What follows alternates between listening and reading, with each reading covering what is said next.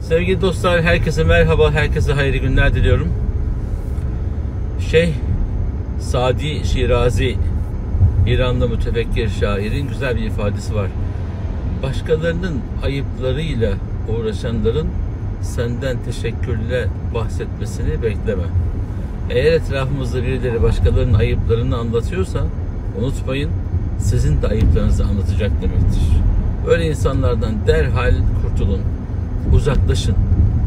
Haftada bir görüşüyorsanız ayda bire düşürün. Ayda birden sonra 2 ay, 3 ay, hatta 6 ay. Onları kim düzeltecek? Siz düzeltemezsiniz. Biz de düzeltemeyiz. O bir hastalık, kanser gibi yayılır. Düzeltmeye çalışırken sizi de bozar. Böylesi arkadaşlarla sohbetimize bir fasıla veriyoruz. Çok bilgisi olabilir, çok maneviyatlı olabilir, çok maharetli olabilir ama dedikodu hastalığına, başkalarının ayıplarıyla uğraşma hastalığına yakalanmışsa o insan yapacak bir şey yok. Kendi kendini tedavi etme, kendi kendini güzelleştirme gibi biçimlendirmeye girmediği sürece o insanın düzelme şansı yok maalesef.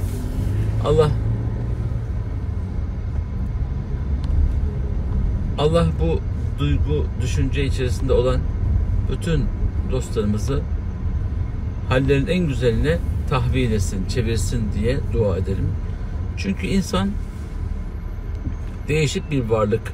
Ne zaman, kime, ne zaman bulaşacağını, bu hastalığın kime ne zaman dokunacağını asla ve asla bilemez. Şimdi dedikodu insanı alıp götürür, dedikodu insanı bitirir, dedikodu insanı yok eder. Hak katında da yok eder, halk katında da yok eder. Nasıl mı?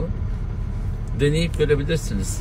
Başkalarının aleyhinde konuşmaya başlayan insanların aleyhlerinde konuşulmaya başlandığını ve onların da geleceklerinin alt üst olduğunu görmeye başlarsınız. Rabbim inşallah böylesi hallerden herkese kurtulmayı nasip etsin. Öncelikle tabi etrafımızdan variste kalamıyoruz. Bey amcamız çekirdekleri yiyor. Ondan sonra dışarı atıyor.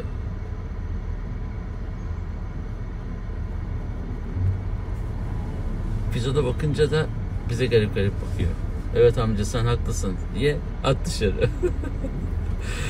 Yani hakikaten insanlar gidiyor. İstanbul Büyükşehir Belediyesi'nin otobüsü çekirdeğini yiyor ve yukarıdan aşağı çekirdeği kabuğunu atıyor.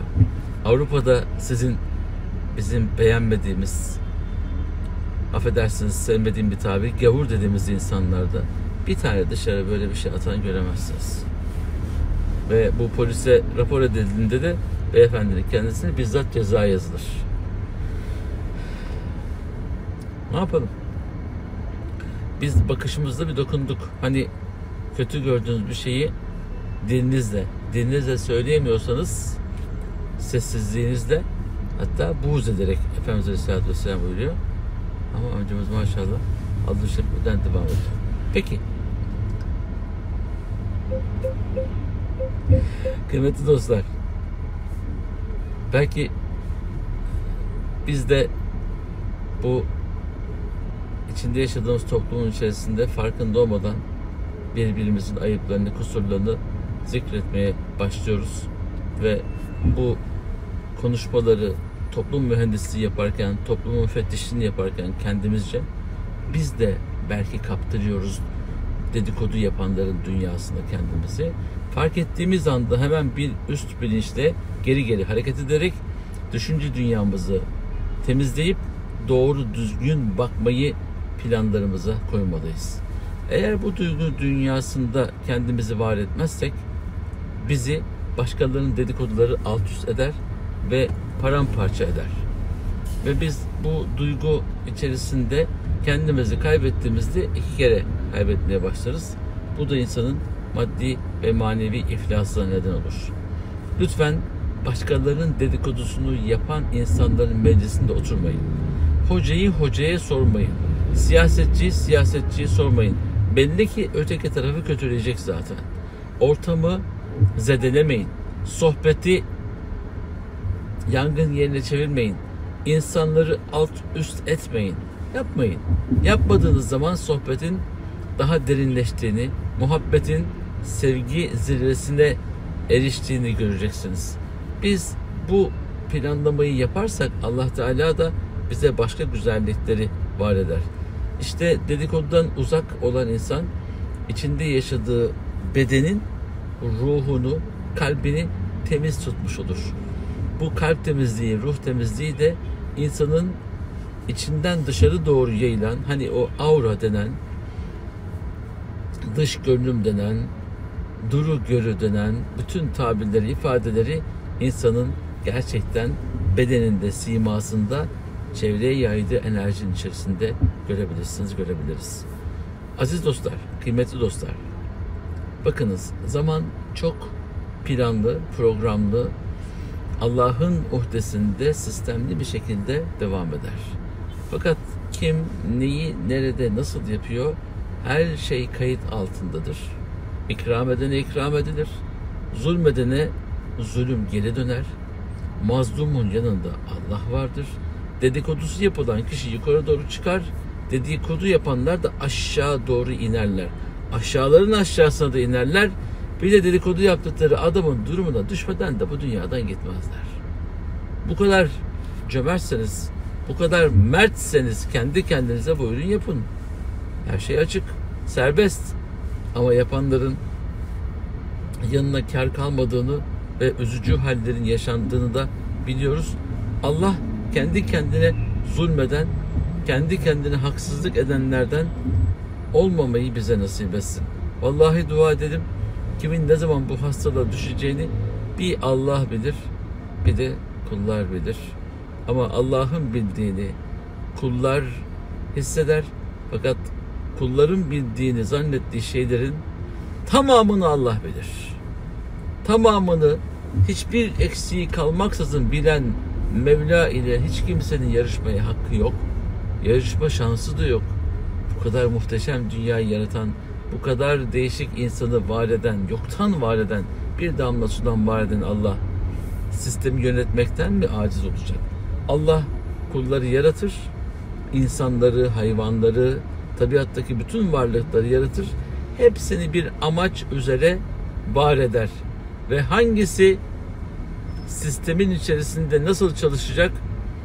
Toprağın altındaki, denizin altındaki balıklar, karıncalar da dahil olmak üzere hepsi sistemli bir şekilde vazifesini ifa eder. Hepsinin servis yaptığı insan da dedikoduyla meşgul olur. Olur mu hiç? Yakışır mı Allah rızası için? Ne olur? Ama o benim hakkımda konuşuyor. Konuşabilir kardeşim. Sen konuşmayacaksın. Herkes önde olanın arkasından konuşur. Ya öne geçmeyecektin ya da konuşulanlara tahammül edeceksin. Başka şansı yok.